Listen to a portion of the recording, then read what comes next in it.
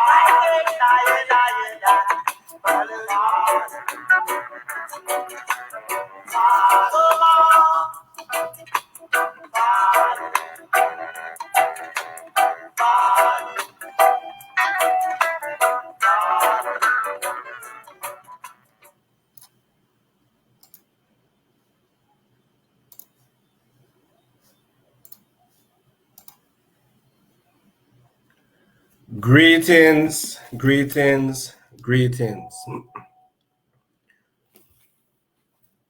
For man to know himself is for him to feel that for him there is no human master. For him, nature is his servant, and whatsoever he wills in nature, that shall be his reward. If he wills to be a pygmy, a serf, or a slave, that shall he be. If he wills to be a real man in possession of the things common to man, then he shall be his own sovereign. When man fails to grasp his authority, he sinks to the level of the lower animals, and whatsoever the real man bids him to do, even as if it were of the lower animals, that much shall he do. If he says go, he goes. If he says come, he comes. By this command he performs the functions of life, even as by a similar command the mule, the horse, the cow perform the will of their masters. For the last 400 years, the Negro has been in a position of being commanded, even as the lower animals are controlled. Our race has been without a will, without a purpose of its own, for all this length of time. Because of that, we have developed few men who are able to understand the strenuousness of the age in which we live. Where can we find in this race of ours real men, men of character, men of purpose, men of confidence, men of faith, men who really know themselves? I have come across so many weaklings who profess to be leaders, and in the test, I have found them to be but slaves of a nobler class. They perform the will of their masters without question. For me, a man has no master but God. Man in his authority is a sovereign Lord. As for the individual man, so of the individual race.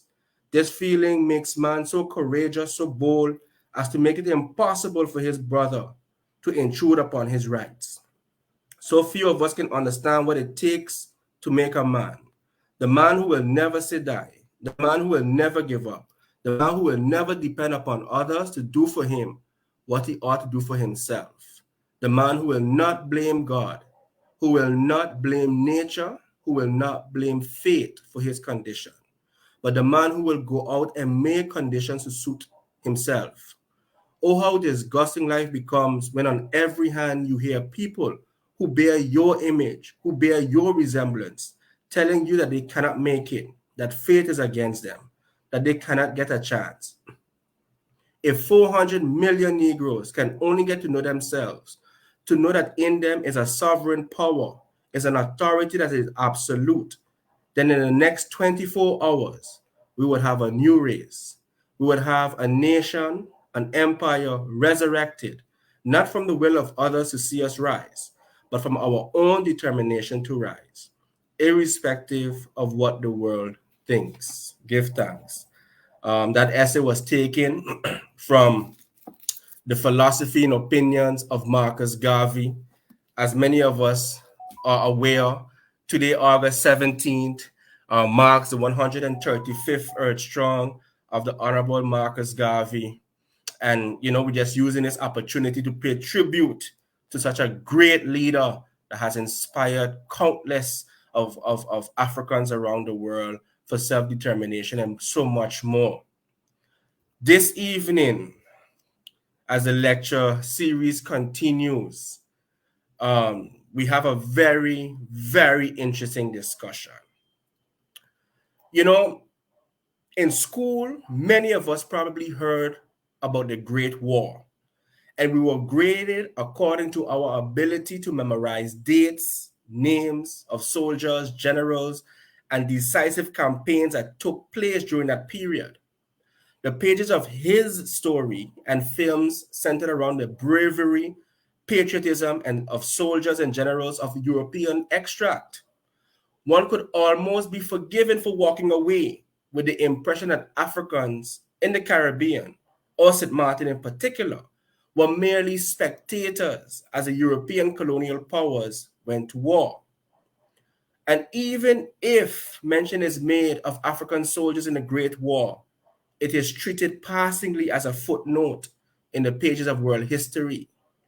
History shows that the metropoles have always used its colonial subjects as soldiers in its armies. The French recruited, in some cases, coerced Africans from its empire to be part of its army, recruiting primarily young men from the islands to, quote, defend the mother country against a well-organized enemy was a colonial policy that was adopted across the board.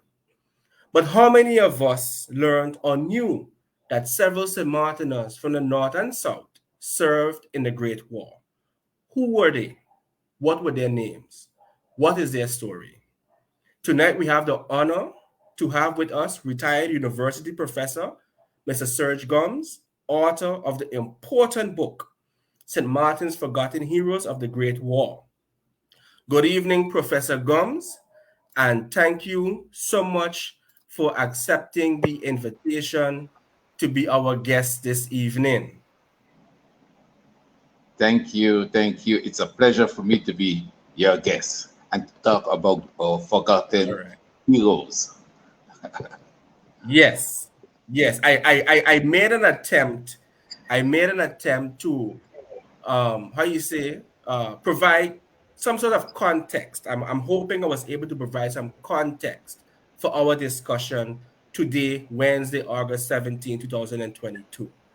But before we go into the subject matter, we from St. Martin, we have a way of when we introducing ourselves, we want to know who you're for.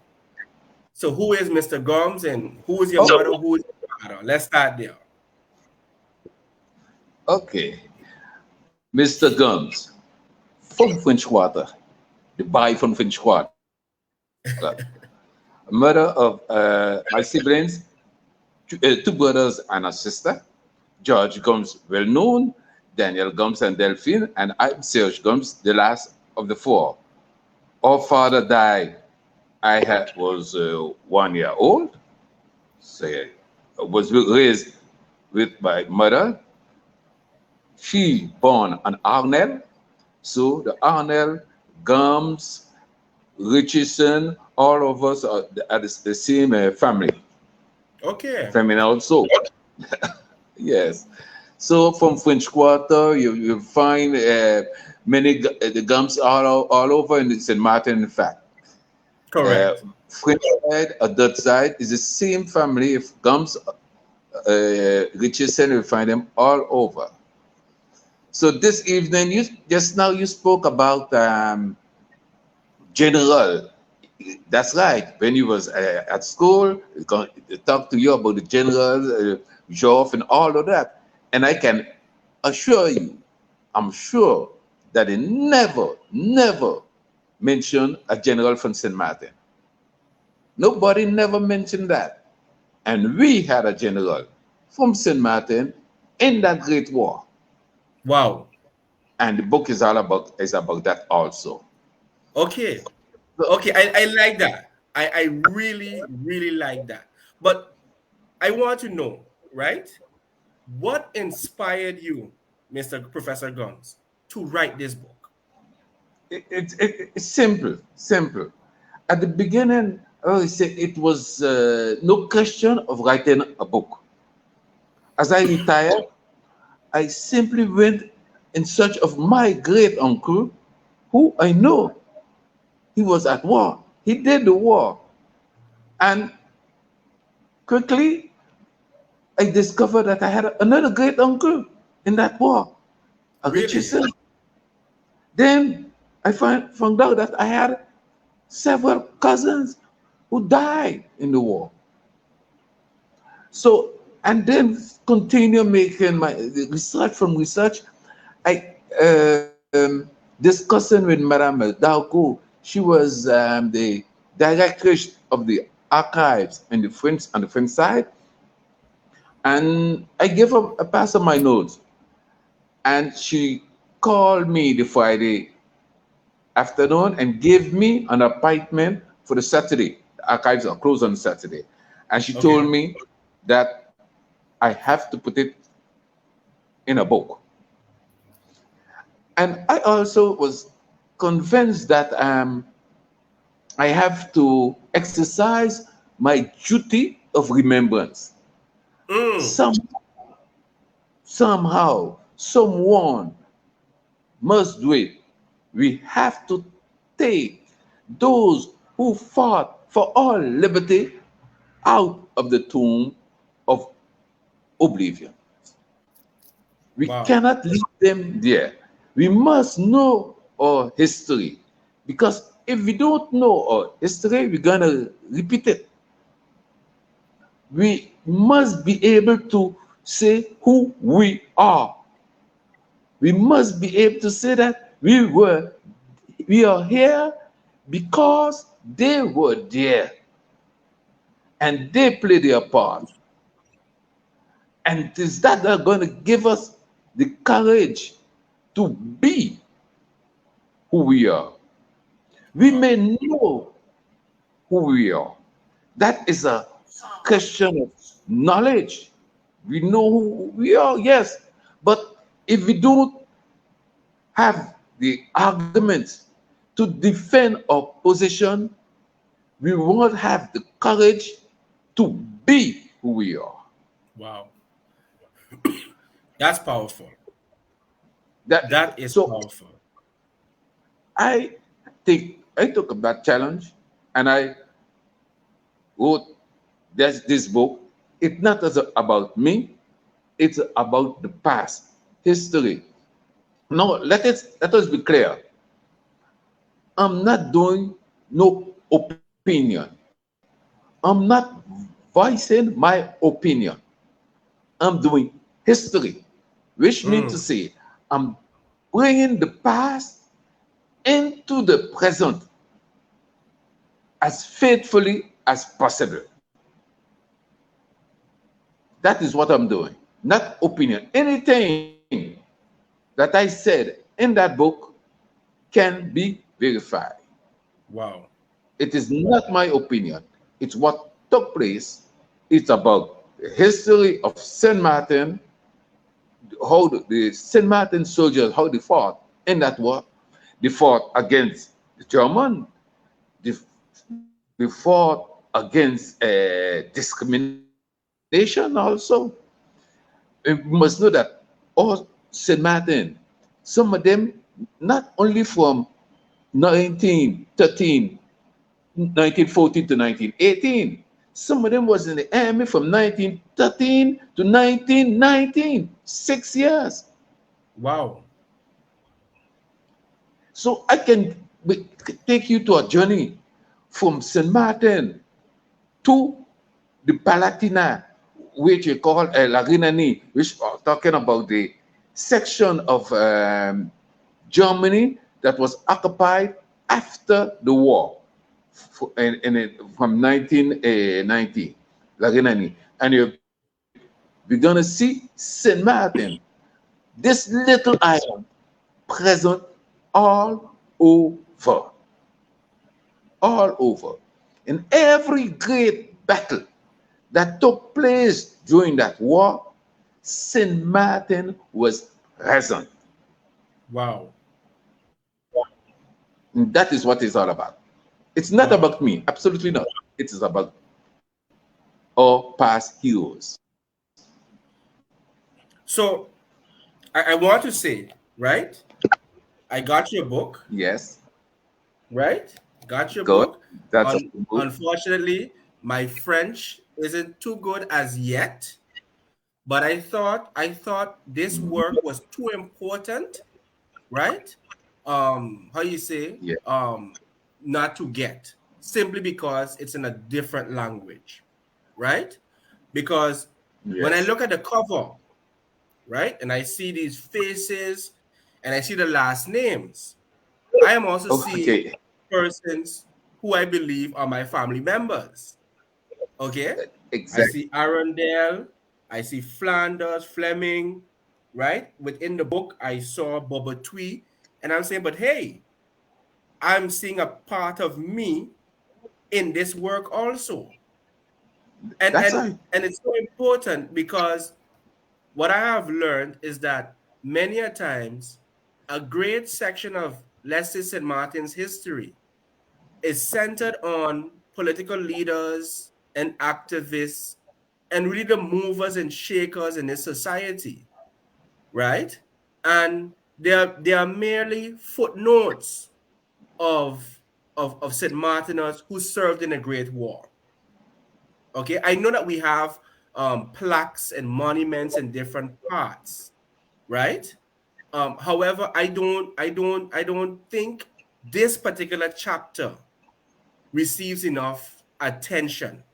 And I want to frame that within the context of the manner in which persons from the French speaking part of the world, or part of the Caribbean, might be treated in the metropoles, for instance. Because that's a question that I have also, right? How were they recruited? Okay. And Mhm. what did they experience when they left St. Martin in terms of discrimination, in terms of inequality, racism? Could you describe that for us, please? Okay. Um, Let us go back to 1913. What we must know, before 1913, the young men from what we will call the four old colonies, Guadeloupe, Martinique, Guyana, and Réunion, didn't used to do their military service. They will be subject to the censor, but they won't be incorporated. From the 6th of June 1913, the Minister of War sent a note to the Minister of the Colonies, and then he get it down to the governor of the different colonies, saying that from now on, from October month, which means to say October 1913, the young men of the class 1912 will be incorporated. Hmm. So, in October 1913, for the first time, we'll see a set of young men leaving the island. Not only St. Martin, but Guadeloupe, Martinique, Guyana, and also Réunion, to be incorporated in France. So they left the island. What we must know, in the book you're gonna see it, I talk about the school system, which means to say on the French side, it had something like 66 classrooms, 6 classrooms. When I take a look on the amount of children at that time to be in school. You to school to board all of those children. You will have to have something like 200 children in one classroom. So we must know that those young men, most of them, they couldn't read or write. So that was a situation. So they leave the island, going to Guadeloupe in a French or Creole speaking island. They don't speak Creole neither, no French. And they had to communicate. So that, of course, war they had to fight. The language barrier. Then move from Guadeloupe or Martinique, going to France. Remember, they left in October, which means to say autumn, and after you get winter. You see what I mean? So Yes. as they arrive in France, what happened? 50% of those from Guadeloupe, for instance, came back because they couldn't bear the the winter. The cold was too much for them, and only about 5 to 8% of the Saint Martiners came back. So somehow, what I'm saying is that the Saint Martiners we resist the cold better than the others. Now, I'm not doing that to brag on St. Martin. I'm just talking about history. I'm saying Yes. what happened, what took place. This, you can verify it. What I'm saying can be verified. Okay? So, we fought also against the weather, the cold, the winter. That was a fight. And we did very good. We also, I can take an example, a simple example, language barrier. Moving in the boat, moving from Guadeloupe to France. A young man from Saint Martin, he had a problem, maybe a toothache or something like that. And the captain was giving him an order. But he cannot understand what the captain's saying. But he know what he's feeling now. And the captain start to be a little bit rough on him. Rough. Well, we St. Martin people, we go down the hand, so he just visit the captain chin. You understand what I mean? So that was Serious. yes, that is something that happened. But okay, afterward he was condemned for it. But after they understood that it wasn't just a problem of frustration, and so they understood that. So when they reached in France, also those black had us to fight also discrimination. That they had to face in. They had to face in also discrimination. And then the war began. Because Wow. what happened? We had two groups that left the island in time of peace. The group 1912, which means to say those born in 1892, they left in October. Then in April 1914, those born in 1813, they also left for France. So those two groups, they left with a certain joy because they left in time of peace. But afterward, it became a nightmare. From the 3rd of August, it was a nightmare. You see what I mean? So we are there now. So they did well.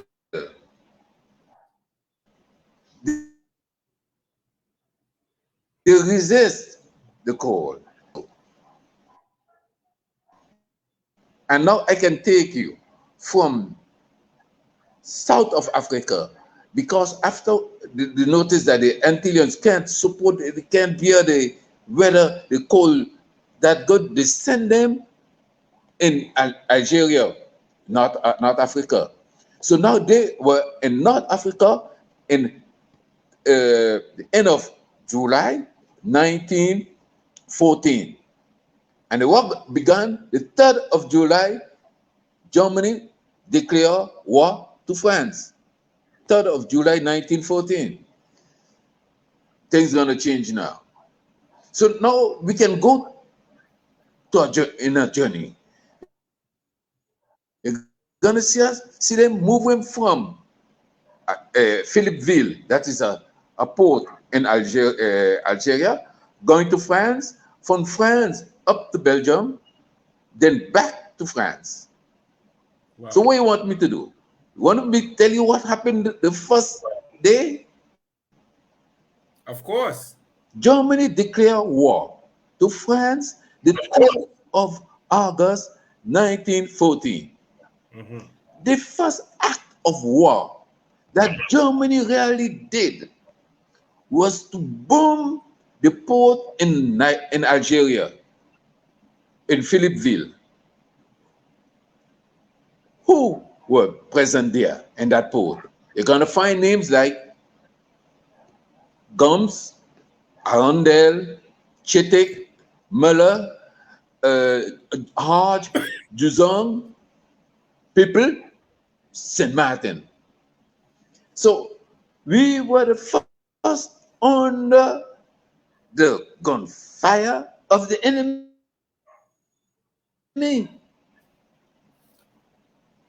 You get me? Yes. Yes. Yes. So you want me to continue? Yes, you must. You must. So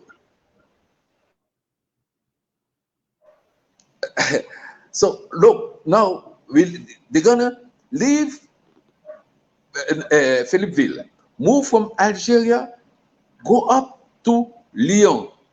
Then they're going to gather up, because that's a regiment. They're going to form the whole, the organization of the army. I won't go in and all of that today. But then they're going to move from Lyon up to Paris, and then cross the border. You find them now in Belgium. They're going in Belgium. And there was going the town we call Charleroi in Belgium. And the fact that France, the leaders of the army in France, thought that Germany would attack by Strasbourg or the Ardennes and the East Coast. But he got a general who told that the general of France, the head general of France, that be careful, Germany gonna pass through Belgium. And they didn't listen to him. He said they're gonna pass through Belgium. And you know where that general was from? That general was from St. Martin. His name was Bellarmine. And what was the name? His name was Pellerin. His parents and he Pellerin. His parents and he also owned property in the Spring Margot. That was their property. You get me? Yes. This is heavy, Professor. This is heavy. Yeah. So now, most of the Saint Martinans, they found themselves over in Charleroi in Belgium. So now they being in Charleroi in Belgium, it is there that Germany really put all of force, because Germany and their plan was to surround Paris passing, going south. So the biggest army, the two biggest armies of from Germany was in that area. We were present. St. Martin people, youngsters was present there. So you find us in Philippeville in North Africa, present at the beginning. And the first big battle that France had to carry out was between the 19th of August to the 23rd or the 24th of August to 1914 still. And that was the we call the Battle of Charleroi. Okay. So now we are in the what we call the border battle. We were fighting there 1 against 5. The German was outnumbered the French there in Charleroi. So the general of the army, where we had a lot of Saint Martiners, a lot of Antilleans, his name was General Larenzac. You know where he was from? He was a Guadeloupean. Okay. He was from Guadeloupe. And he really was a good general. And what he noticed that his army gonna be surrounded by the first Germany first army and second army. And if they get to surround his army, the road to Paris gonna be free. So what he started to do, he started to retreat. So he started a retreat. But he retreated, and the Germans, they come in bus speed to Paris. At a given moment, the 25th of August, he stopped the retreat and he attacked them in a little town you call Guise, north of France. And at in that battle, they call the Battle of Guise, we beat the Germans. Yes, we defeat them in that battle. And Wow. that gave France the time to line up our armies. That's what happened. So when the first act of war of German, it was against us. We were there. Wow. The first big battle that took place, we were there. The first victory that France get in that war, we were there. Wow. Clap your stomach. So we continue. Now move from there. We still have to continue retreating because we are not organized, because I had the British army at the left and they was ready to go back to London. So we continue retreating. And at a given moment, stop the retreat. And now we're going to start the Battle of La Marne. Everyone heard about the Battle of La Marne. That is a great battle. If France lose that battle, Paris is under the control of German and the war is over. Must win that battle. So what's going to happen? The first thing they had to do is encourage the English army to continue the fight. They managed to do that. So now what's going to happen? We're going to attack. It would be good if you had a board to show exactly how this thing took place, but I'm going to try to explain it. We're going to attack the German, the first army of German. We're going to attack him at his right. And we're going to attack him frontward also. So now he's seeing that if they attack him at the right side, he's going to be in trouble because we're going to surround them. So he went south. So German had started win south, but they had he was the first army, and then it had the second army just next to him at his left. So when he went south, he created a gap between he and the second army of German. So what the fifth army of France, with a lot of Saint Martins and Guadeloupean and so in that army, he created that gap. They went in the gap between the first army of German and the second army. So now they gone into that gap. And the attack at the same time that army is attacked at his right and in front. So you're gonna be surrounded. He got nowhere out. He have to retreat. Wow. So then the first army, the biggest army of German, start to retreat. And as that army start to retreat, he left the second army in danger. So she gonna get surrounded too. She had to retreat. And it happened that that's the way the whole army, the 5 armies of Germany, started to retreat, and we won the Battle of Lamar. Wow. So just to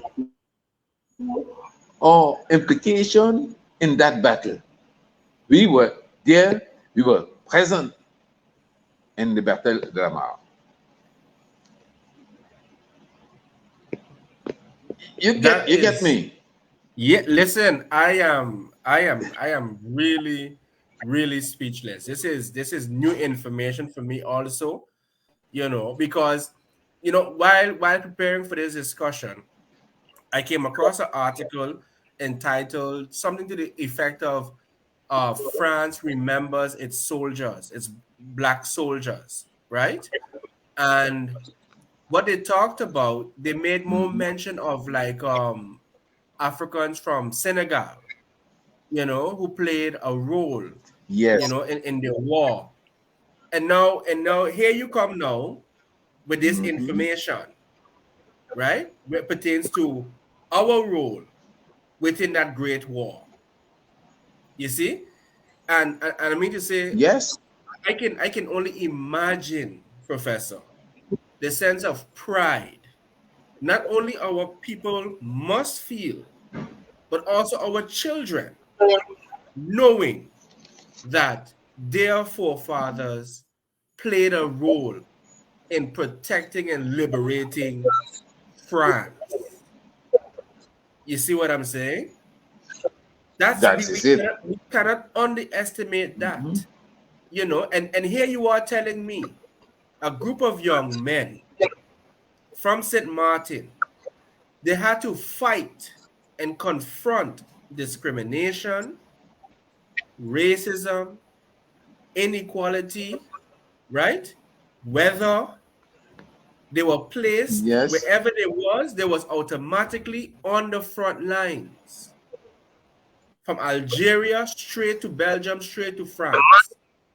Always on the front lines, defending France, the mother country. I mean, this is awesome, Professor. This is awesome. Yeah. You know what I'm wondering? Yes, continue. This is just the 3 first months. That is what we did in 3 months. We have to continue because it was marvelous what they did all through the war. Yes. Because now when we finished with the Battle of the Marne, whole Germany start to say that they have to reach to the North Sea. If they can control the access to the North Sea, England won't be able to feed her army. So that will be good. So they went.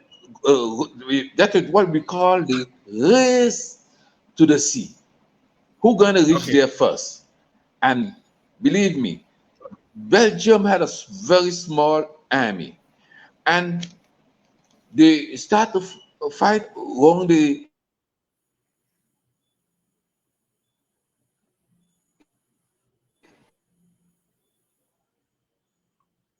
I think your camera froze, Professor.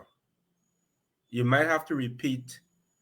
You might have to repeat what you just said. the area of Lizère, but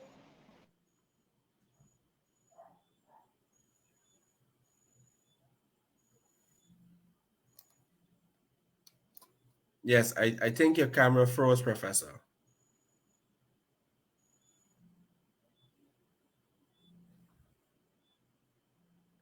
Okay, folks, I think Professor's internet connection um, is not cooperating. Okay, Professor, we got you back. So your camera froze a you while got me ago. back. Yes, your camera froze. So if you could Okay, I repeat, don't know why. yeah, you was talking about the race to the sea. The race to the sea. Who gonna control the North Sea? And there it had the Belgium army and also some of the English. So what they had to do, the army there was a kind of weak, and the artillery wasn't strong there. So what France did, they called on one of the best general of artillery that they had, and his name was Pelerin because it was all general from Saint Martin. Okay, so they call on him, and but William II, the emperor of Germany,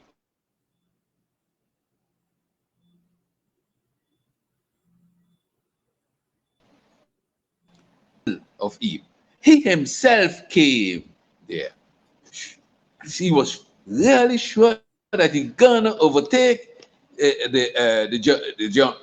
French there, The French. but he thought that somewhat it's gonna be like what happened in 1871, but this time in 1871 when they beat up the French, they didn't have no sin, they didn't have no Hodge, no Fleming in those names so in that army. I But this like that. time we are Yes, present there. yes, yes. You like that? That's sweet in me. Present. So, so all how we with the Belgium with Belgium army did what I had to do to contain the German army there, and they didn't succeed controlling the North Sea. Again, we were present. Then we continue. We let's go over because if I stay too long, we're gonna be here 12 o'clock tonight. So let's go over to 1915. Okay. Reach in 1915.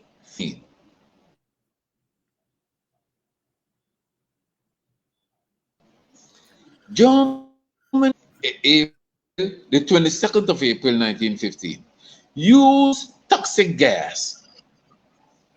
And who? Saint Martin was present.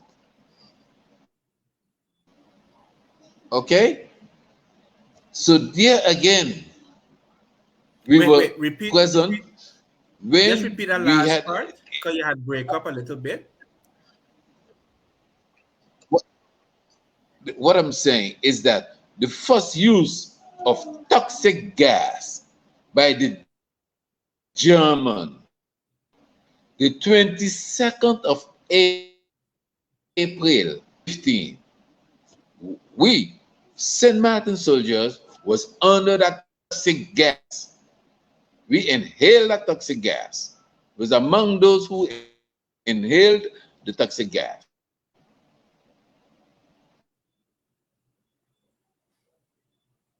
Okay, that's fascinating. Okay, what I'm in here is that in Saint Martin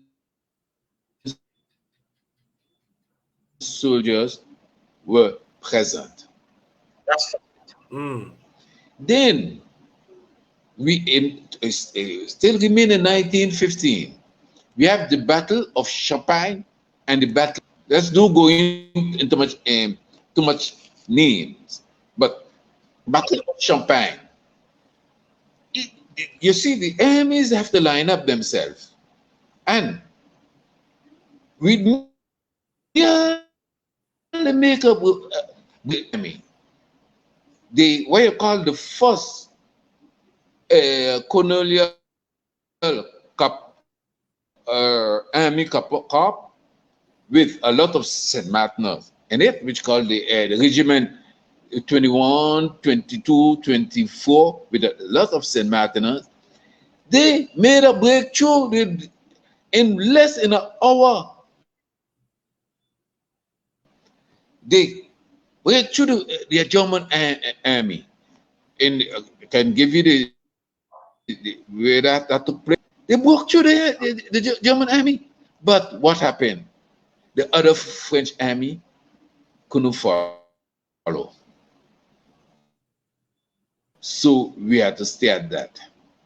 But we did a part. Maybe it was too fast for the rest. So Wow.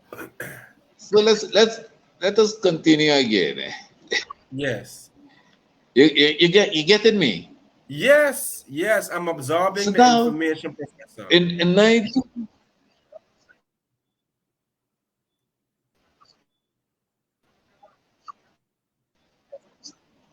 we are going still in 1915 then trench warfare began, which meant to say that the French and German they bury themselves in trench. So that is the trench warfare, and we had to bear that, cold or not cold. But in 1915, what we have to do is we have the German with the Austria and Hungary fighting against France, England, and Russia. But for the Russian to come to France, they must pass through where you call by Turkish there the Dardanelles. So France and England decide to send troops in that area. But sending troops in that area, France took a decision that they're gonna measure the amount they're gonna send 80,000, but from different districts, which means to say from Guadeloupe, from Lyon, from some from North, all over France. They'll take some, but no more than a certain percentage from each region.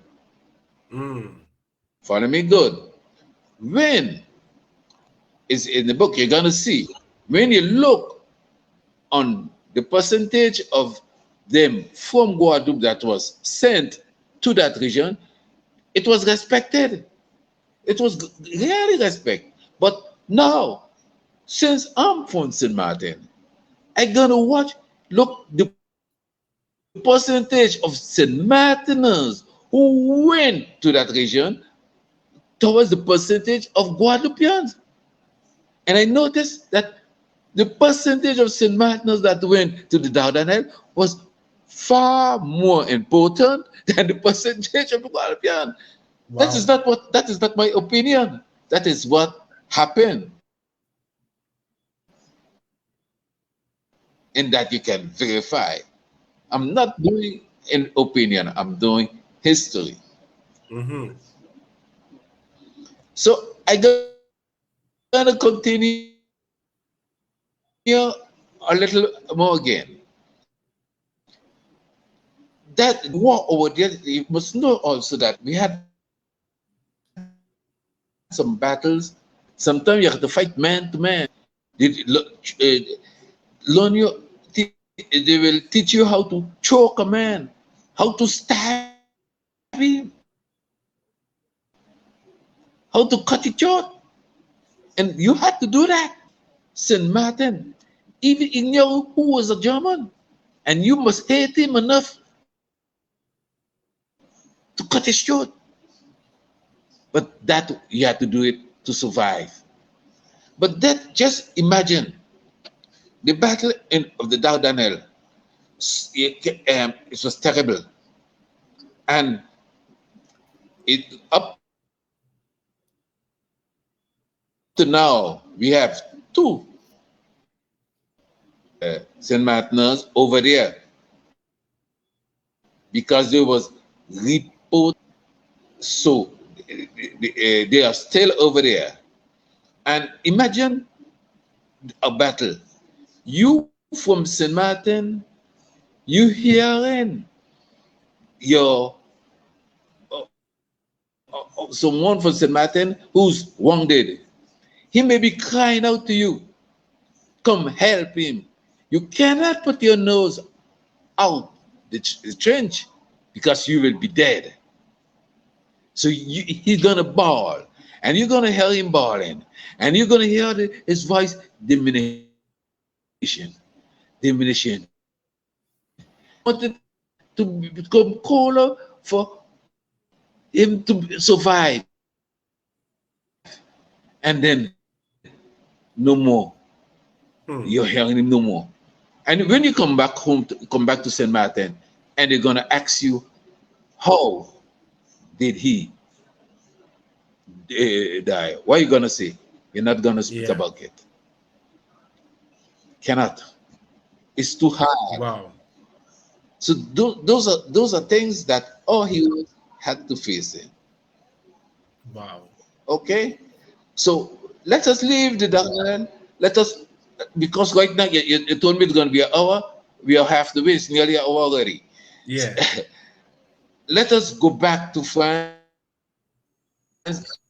Let us turn over quick. Let us go and 1916. 1916. What happened is that France is preparing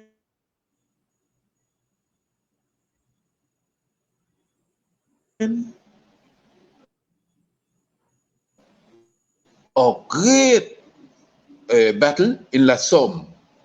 That is a region in France. But Villarin, again, General von probably listen to that. They continue preparing to attack of February 1916. They saw that it's good. The German going to attack Verdun is not correctly equipped to defend, because they noticed that the army force of German in the section in that region is unbelievable. So they must send now soldiers who can resist the German. Who can they send? They take the 37th and the 36th division. But when you look to see who were in the 37th division, a lot of Hodge, Gumbs, Fleming, Chetek, Miller, Romney, names that from here. But yeah, so they sent us there, and it's unbelievable. No, this is a great battle, the Battle of Verdun. Just imagine, in 24 hours, German fire and that region over 1,000,000 bombs. Wow. Over 1,000,000 bombs. Now that no man could have resist what they did. So now the Germans start to walk in Verdun because they are sure that they clean up everybody there. Mm. And they were surprised. They were surprised to see that little section they had still had army there reacting. But they died because they were there. You understand? So in the Battle of Verdun, then it came to that we call Pétain. What he started to do is to create what they call a Noria, which replacing the army. So they're going to take a division. They will take him out. So what we must know to be short here. In the war, France had in all 95. Out of those 95 divisions, it has 73 divisions who fought in Verdun. But in those 70 divisions, remember I said that the Noria, they was changing them. So we'll have 43 divisions who had one time in Verdun. They went up there one time. That was the greatest battle of all time. They went there one time. When you're going to Verdun, you're going there like you're going to the cross. They went up one time. It had, that's 43 division. 23 division went up 2 times. 4 division went up 3 times. 2 divisions went up 4 times. And it has 1 division who went up there 7 times. That 7 times in that battle. That division is the 37th division. Wow. Who were in that division? Gumbs, Fleming, Arundel, Hodge. We were present. So let us have a look. Verdun was omnipresent. Go back to La Marne. We were there also. Charleroi, we were present. Guise, we were present. Champagne, we were present. In 1915, we were present. Come now to Verdun, we were there again and present more often than any other division. You get me? Yes. Now, let us move on. Let us move on to 1917. 1917, the great battle that we had was we call Chemin des Dames. Chemin des Dames. And again there, the French army start to attack. But the only army that really reached their objective was the army, the first colonial army corps with India. We were present and we did our part again there. So let us quickly now go over to 1918. In 1918, now what happened? Because remember in 1917, the America joined the war. So now, but they are not ready yet. They start to come. They are reaching. 1918, they are getting organized. But what happened? France, Germany had soldiers in the east fighting against the Serb and so forth. But what happened? There was fight. They had also the Russian who was helping France in that area. But Russia revolution started in 1917, November Mhm. 1917. We all learned Yeah, that in yeah, school. So Germany could not move some troops from the east and put them to the west. So they bring Germany, knowing that the American going to be is in France now, but they are not ready. So they must reach Paris quick. In May 1918, unbelievably, Germany again was just about 30 kilometers from Paris. And Germany, they are sure that they're gonna take over Paris now because they have a big force. Unbelievable. They reached to La Marne. Remember in 1914, from the 3rd of September to the from the 5th of September yeah. to the 11th of September, that was the Battle of La Marne. We're gonna fight in La Marne again. So German soldiers giving the French soldiers a lot of difficulties. And you can hear a general saying, but where are we so Oswald? Where are that the division with a lot of Antilleans, St. Martiners and them, because they are overtaken now by the German. And suddenly Wow. you just see them appearing from all over. And there, German start to reject.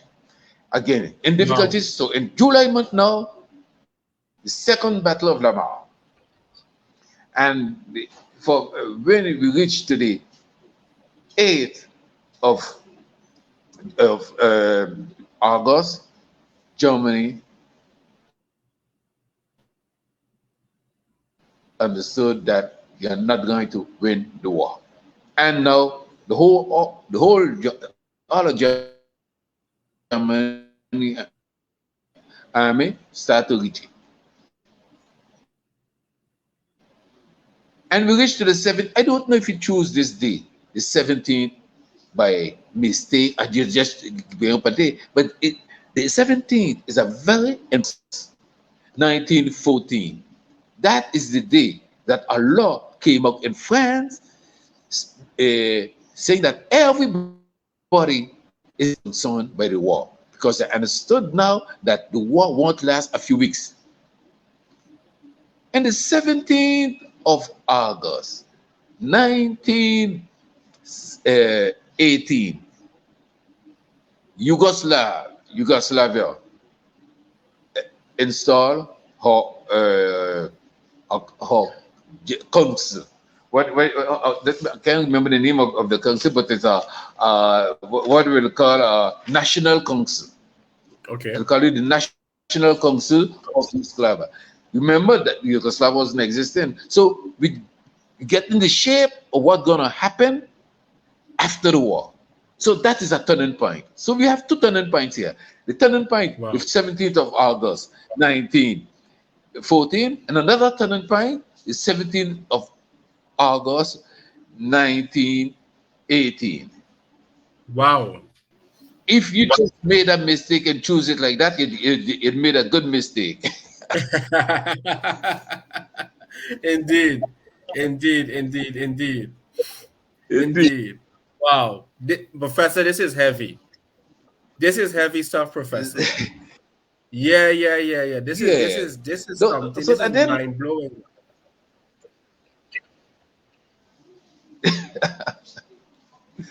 so then now what happened? The 11th, the 11th 11th of November 1918, l'armistice, the end of the war.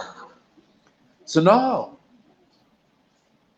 one of the first army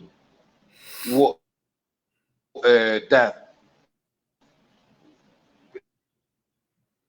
penetrate anywhere called Strasbourg was the Fourth Army with St. Martin's in it, the colonial force again, to Wow. go over to Germany.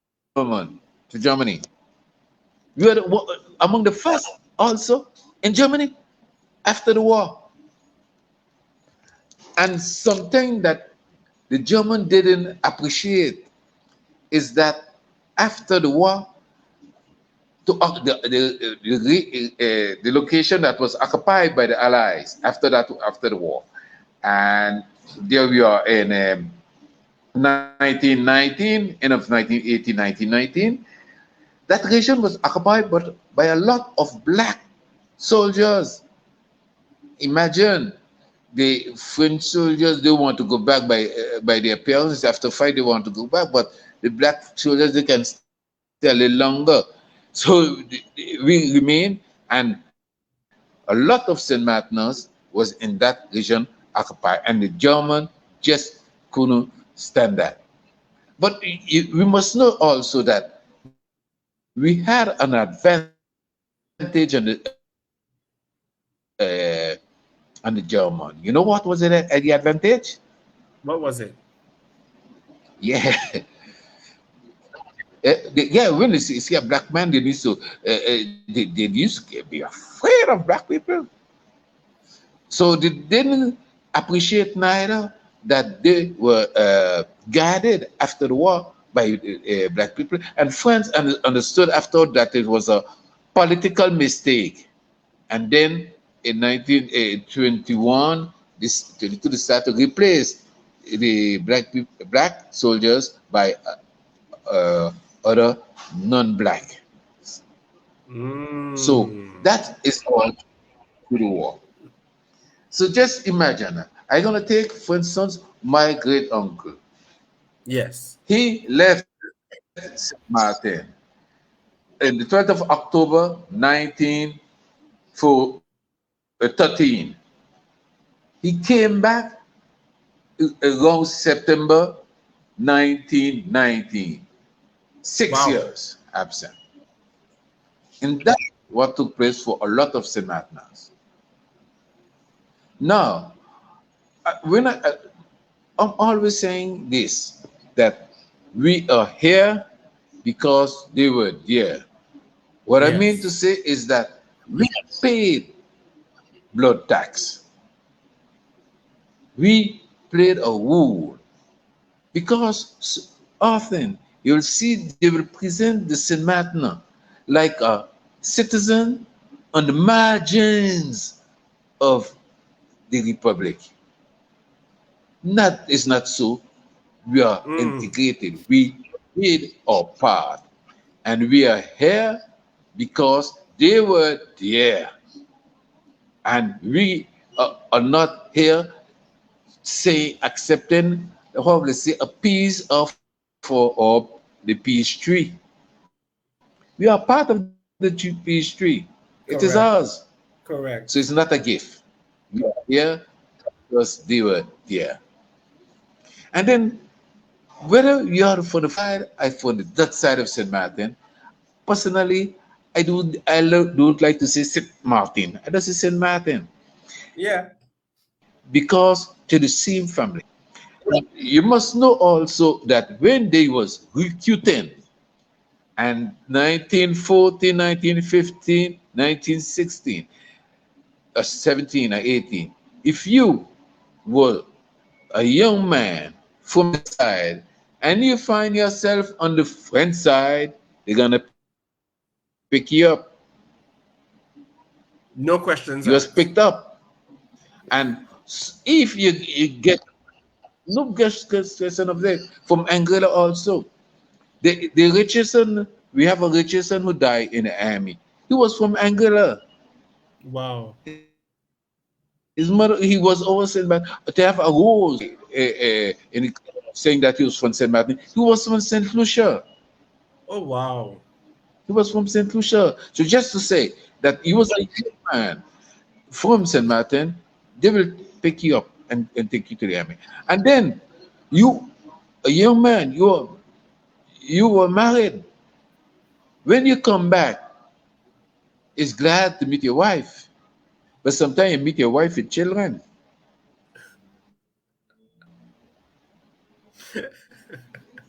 Okay?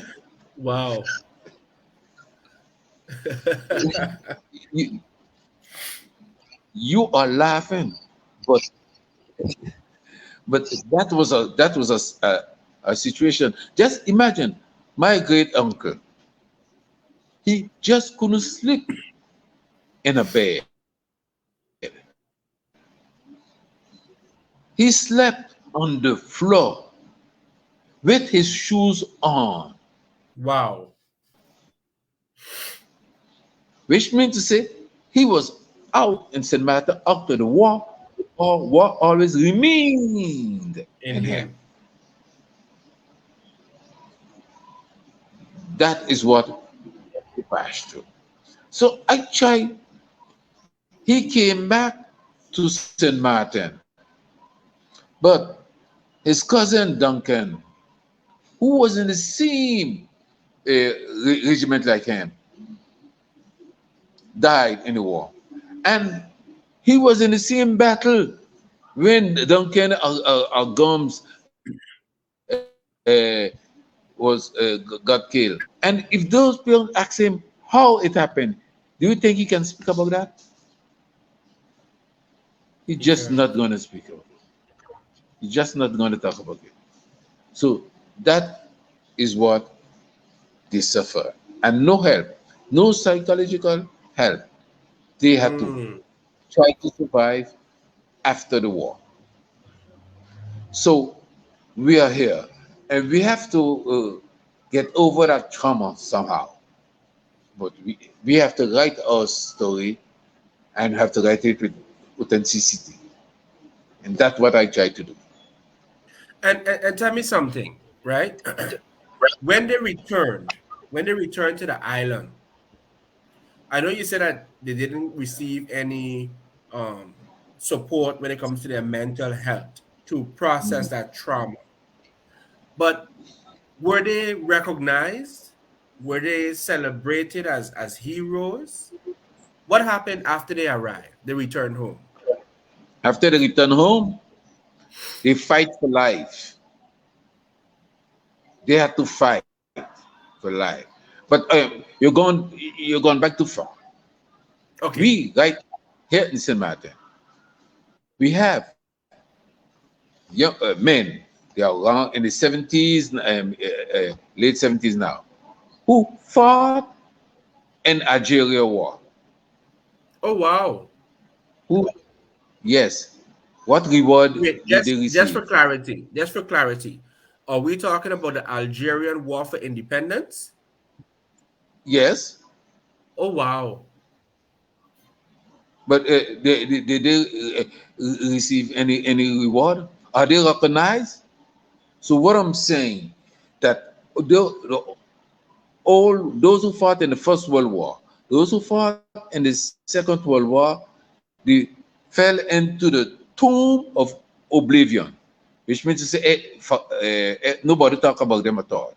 But those there now, on the same road, nobody who's talking. I'm trying now to work on that. Work on. I would like for them to smell their flowers while they are alive. Of Those who course. are still alive.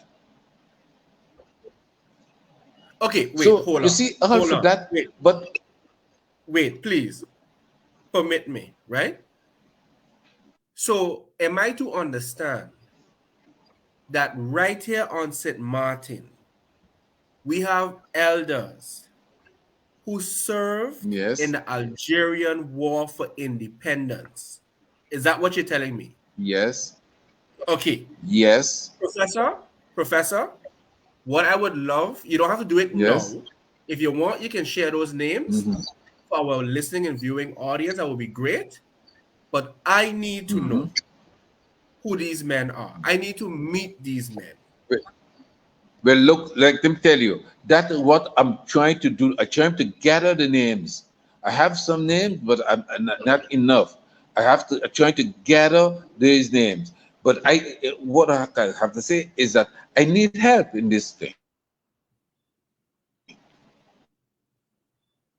because now I have to go to Gumbs. I have to go to Colombia. I have to question those people. My God, French Quarter all over is, but the clock is clicking. I have Yes. somebody have. I'm trying to do it, but by myself, it's not easy. It's not easy. Need help. Need support. Need structure, things to have in place to be able to make these research choices. It's not easy. Mm.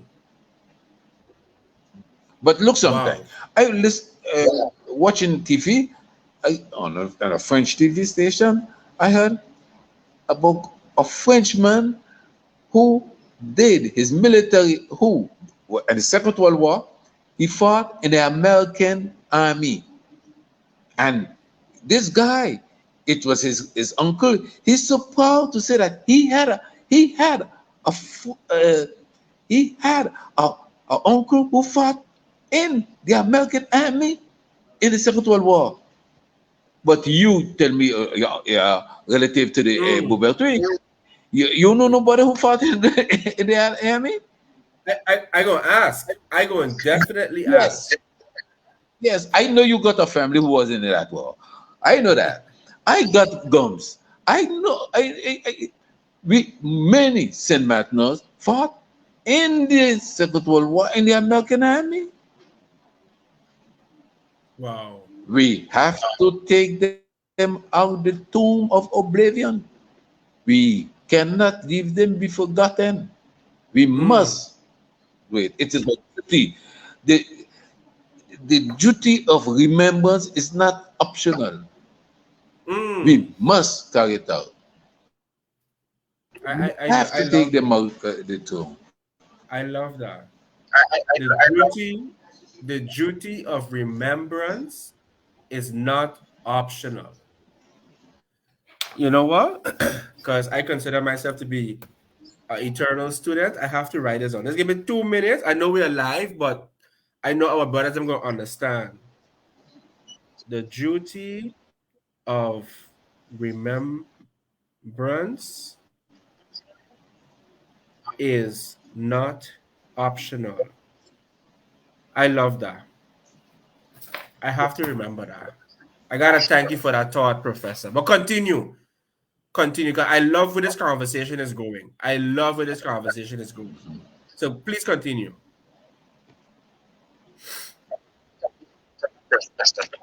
you. Oh my! Oh, okay. Yeah, get you back. Yeah. So that is all about. The book is not about me. It is about Saint Martin. Yes. Yes. Okay. You got me? I listen, I got you. I got you. Just a question, I noticed on the cover of the book, they are only men. The cover Did of the women book, did Yes. women also play any type they of are role within this period? small. Okay. I can explain something simple. When the war began, those who went to war and had family obligation, they will give the wife, I think, 1 francs 50 per day for the for the wife, for the children, and so forth. So what happened? We took Guadalupe and Martinique.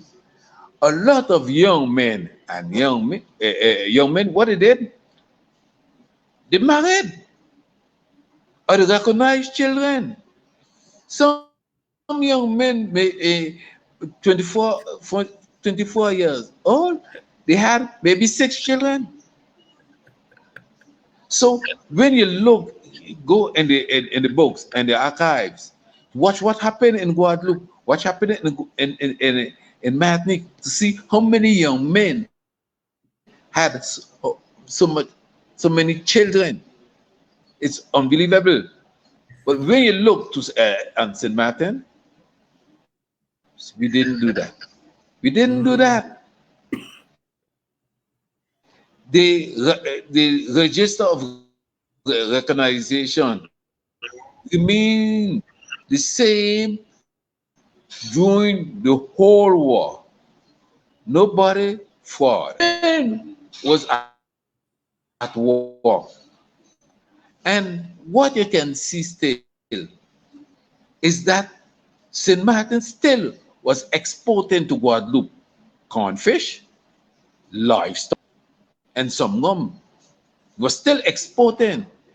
During the war, St. Martin was exporting to Guadeloupe, United States, Canada, more than now. We don't export anything now. And was who were the workers at that time? The women, because the men was absent. They was at war. So the women of St. Martin, they played their role. They had Wow. their battle that they carry out here in St. Martin with dignity. Let us be proud of them. Do you have any of the names of some of these women that were so instrumental in this process?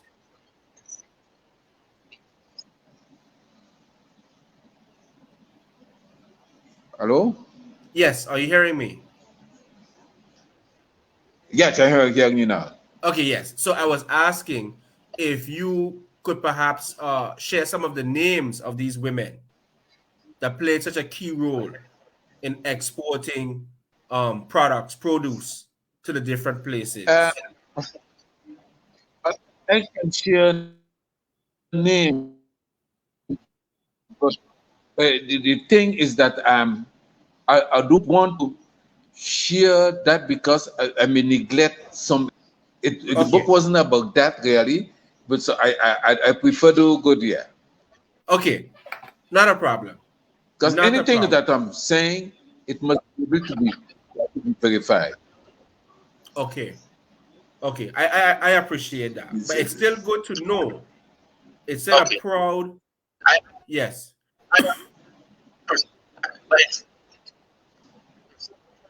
You're breaking up. Yeah, they were Yes. they did their duty. The same matter remain they was at war also Okay, in their so turn. I want to go back a bit to the part of recognition, right? Um, you produced this book. To your knowledge, was there ever a ceremony to honor these courageous men that gave their lives in the war effort? To my knowledge, no, no, really, no ceremony around that. It has the plaque on the southern side of the collectivity house, yeah, with Okay, some names. And I make a review of that plaque also. You can find that in the book because I have redundancy, which means to say you're gonna find a name mistake. twice. It has omission, absentees of names. So I proposing, this is not in my power, to add some names that are lacking. For instance, I'll take a Barry. He died in the war. His name is not there. Also. You see, so they have to, I hope so someday they're gonna build a memorial, because we don't have Mm, no memorial. No, I'm saying things that have to be can be verified. We don't have no memorial, and I can add that the law of the said that every commune, or for we it will be the collectivity, must have a memorial and with the names of all of those who died for France. Wow. France has something like 36,000 commune, and Saint Martin is between the only one who the, where we do have a memorial. Wow. That should be rectified someday. Wow. That's heavy. That is heavy. Uh, Professor, so the book is in the French language, right? yeah, Are there any plans to have the book translated in English? yes.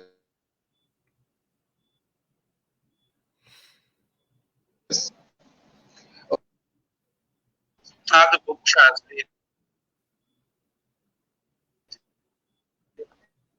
Are you there, Professor? Yes, yes. I think I was thinking. I'm not sure that it's going to because just to be sure, if I had to write that book now, it's going to be a different book. Oh, It's going to be a different book because I have so many things. It will be a different book. But you have to know that wow. also with a book like it must not be too thick. If in a book, the book will be something like 600 pages, and Really? for the public, yeah, but for the public, yeah, a book mustn't be too thick. So that's why I try to keep down, remain at that dimension of the book. Well, Professor, some of us are not intimidated by thick books. No, because you are a reader, but this when a general public, you have to Yes, think on those who are not really reader, but who just going for the book because they are interested in that book, correct. and that is not the same approach. Yes, that is And then you true. have to think also on the size of the character of the letters in the book. All of that you have to take Yes, into yes, that's true. consideration. You're You a reader, absolutely right. you can put a book in five letters, you're gonna read it still. Yeah, yeah, so You see true. what I mean? So So true. those are things that I have to take into consideration. Wow. Wow. Professor, So this we reach yeah, we're on the hour and 30-minute mark, and this has yeah been so fascinating, Professor. And I know that you have not even scratched the surface because I don't even think you was using notes. I think you was just, based no, on I'm just memory, talking. you're just talking. Just talking. I Yes. can say, personally, I really appreciate this time with you to learn so much about the contributions, the valiant contributions of St. Martin's in the Great War. And I concur with you In the great. when you said that, we must rescue them from oblivion. We must find a way to acknowledge our You have to. heroes. I felt that. I really felt that, and more, right? Based on your research, based on your findings, St. Martin people once again have every reason to lay claim on whatever benefits Yeah. France, Holland, or whomever has, because they sacrificed also. If it wasn't for us, Look, I can they see would some. not be. Go We ahead. played the. I'm gonna say something simple. Something simple. Uh, he had a guy, Boseman Alexander. The road that leads to his house. The name of that road is Pomseret Road. Can we give that road another name than Wait, Pomseret Road? wait, hold on, hold on, You hold see on, what I hold on. mean? You see what No, no, wait, no, wait, wait, hold on, hold on. Because Pomseret Road is very close to where I live.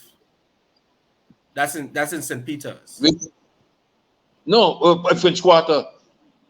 There's a Pomseret Road in French Quarter. Yes. Okay, I learned something today. Good stuff. Yeah. So what I'm saying is that we can rename that road and call it Boseman Road to honor Wow. him. Let us be proud of our past Yes. and let us honor our past. Let us know where we came from to understand exactly where we are and to plan where we want to go. Correct. Correct. We are here because they Mr. were there. Mr. Gums, again, on behalf of every conscientious St. Martiner, we truly want to thank you for being a guest on our podcast, Unity and Solidarity TV, and for rescuing, for excavating, this research that you Expecting did, what to go there. because I could imagine that it took a lot of patience, because the precision and the painstaking detail that you shared with us, it was almost as if you were there with your pen and notepad recording everything, Yeah, and that in itself is admirable, you know. So I really have to thank you, not only thank you for my generation, but also for the next generation to come. who will benefit, right? Who would not have to start from scratch, who would not have to be under the impression as though St. Martin's played an insignificant role in world history. You know, I really have to That's it. thank you for that, and thank you for your time, and of course. Oh, one last question: where can persons purchase this book? Well, and the two bookstores in Margot, Librairie des Îles et Bord de Mer. That's Okay, in both of them they can find the book. okay. And how much is the book?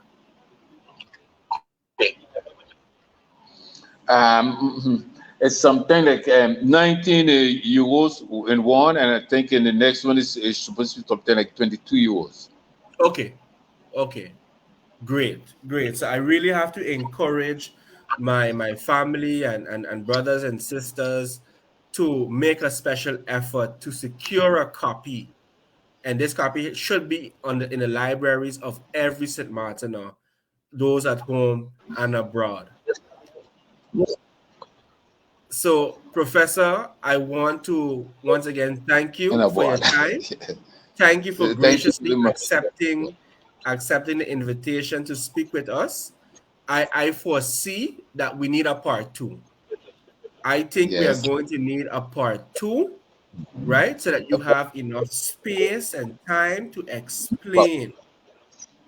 All right. And I'm gonna reach Yes. out to you on a Oh, later date to discuss a potential project of documenting the stories of those elders who was in the Algerian war and everything else. So look out for my yeah. phone call. All That's right. something. All right. Excellent. So with that being said, family, I want to thank you all for tuning in. Okay. Um, yes, yes. Thank you so much, Professor. And I want to thank the listening and viewing audience for spending your time with us. And we hope that you were able to appreciate Yeah. this chapter of our history that doesn't get as much attention as it should. The Yeah. discussions Okay. It's continue cutting. next week. Okay. All right. Thank you, Professor. Have a great evening. Thank you. Okay. Bye bye. Bye bye.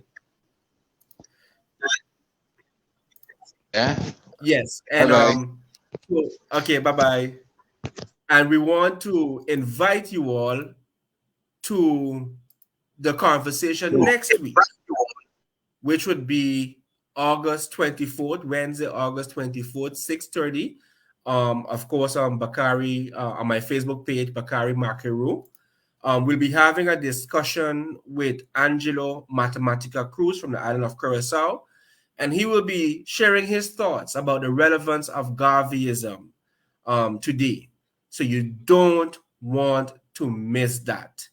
So, family, I'm going to say good evening. But before I log off, I am going to leave you with the song of Culture entitled Down in Jamaica, where they're talking about Marcus Garvey. So stay tuned for that.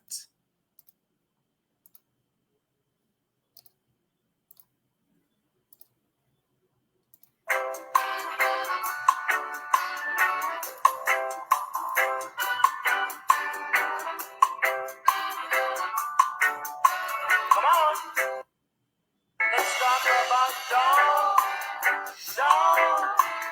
down in Jamaica, where Garvey come from. Come on, people, yeah. Let's talk about down in Jamaica, where Garvey come from.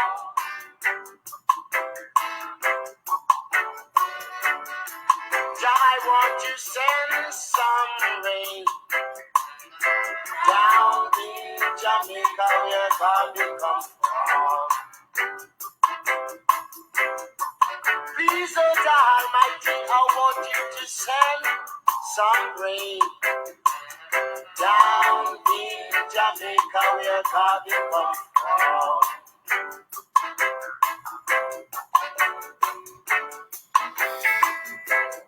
Earth's greatest prophet was born in Straight Town in St. Anthony.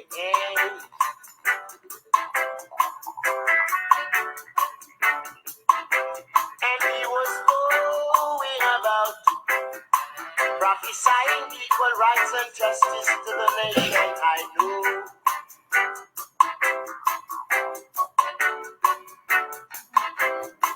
And they took him away and told us all, oh, yes, it's all right.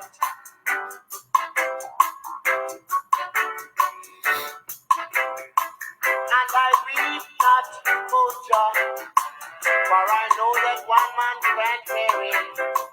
3 times they're trying to fool black people. Yeah, black people now.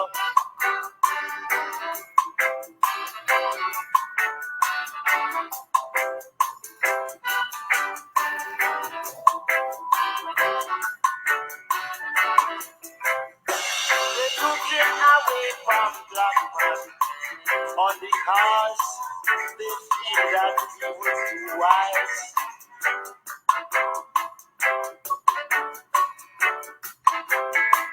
But what was hidden from the wise and prudent now revealed to the babes and suckling too. Officially, let's talk. Come talk about down in Jamaica, where Garvey come from. Oh yeah.